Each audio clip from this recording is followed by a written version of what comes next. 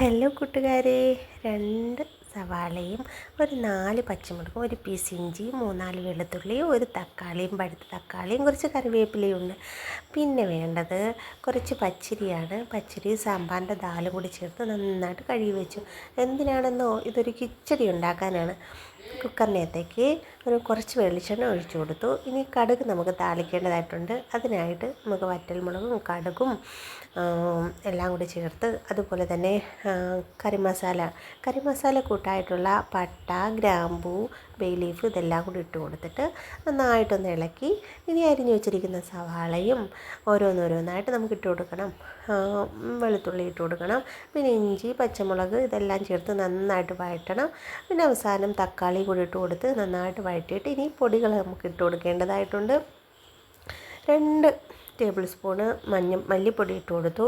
2 spoon മുളക് പൊടിയും 1 spoon മഞ്ഞൾപ്പൊടിയും കൂടി ഇട്ട് കൊടുത്തിട്ടുണ്ടായിരുന്നു. ആവശ്യത്തിന് ഉപ്പും ഇതെല്ലാം ചേർത്ത് വെള്ളവും കൂടി ഒഴിച്ച് നന്നായിട്ട് ഇളക്കിയിട്ട് ഒന്ന് വെട്ടി തിളയ്ക്കണം. രസം തിളയ്ക്കുന്നതൊക്കെ നന്നായിട്ട് തിളച്ച് കയറി വരും. ഇനി നമ്മൾ കഴുകി വെച്ചിരിക്കുന്ന പച്ചരിയും ദാലും കൂടി ഇട്ട് കൊടുക്കണം. ഈ സമയം നമ്മൾ ഉപ്പുണ്ടോയെന്നും കൂടെ നോക്കണം. അതിനുശേഷം നന്നായിട്ടൊന്ന് അടച്ചു വെച്ചിട്ട് കുക്കറിൻ്റെ മൂടിയിട്ട് കുറച്ച് നേരം വിസിൽ കേൾക്കണം. ഒരു 3 വിസിൽ കേൾക്കേണ്ടതായിട്ടുണ്ട്. ലാസ്റ്റ് നമുക്ക് കുറച്ച് ബട്ടറും കടുകും കറിവേപ്പിലയും കൂടി ഇട്ടൊന്ന് താളിച്ച് കൊടുക്കണം. നല്ല പച്ചരി കൊണ്ടുള്ള കിച്ചടി റെഡി ആയിട്ടുണ്ട്.